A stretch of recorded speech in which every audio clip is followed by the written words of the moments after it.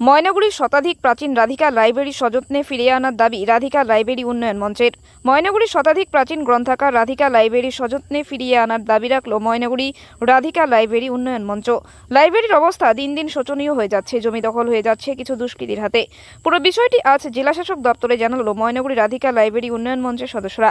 ময়নাগুড়ি রাধিকা উন্নয়ন মঞ্চের তরফ থেকে জনস্বার্থে উক্ত লাইব্রেরির জমি জরিপ থাকা সত্ত্বেও ও দখল হয়ে যাচ্ছে। একাধিকবার ব্লক ভূমি ও ভূমি রাজস্ব আধিকারিকের কাছে শরণাপন্ন হয়েছে, কিন্তু তার কোনো সুরাহা হয়নি।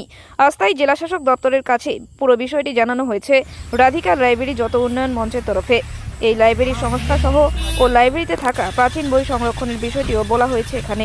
দাবিপত্র বা আবেদন যেটাই বলুন, ওনারা খুব সুন্দরভাবে ধৈর্য সহকারে শুনেছেন, দেখেছেন এবং আমাদের আশ্বাস দিয়েছেন ওনারা দেখছেন বিষয়টা। শতবর্ষ প্রাচীন লাইব্রেরিকে টিকিয়ে রাখার জন্য প্রশাসন যথোপযুক্ত ব্যবস্থা নেবে এই আশ্বাস আজকে আমরা পেলাম। এতে আমরা স্বপ্ন দিতে পারি যে লাইব্রেরিটি টিকবে এবং জনসাধারণের যাতে সহায়ক হয়ে উঠে সেই চেষ্টাই এখন করা হবে। কত বছর পুরনো এই লাইব্রেরি? এটা 1910 সালে, মানে 114 বছর প্রাচীন।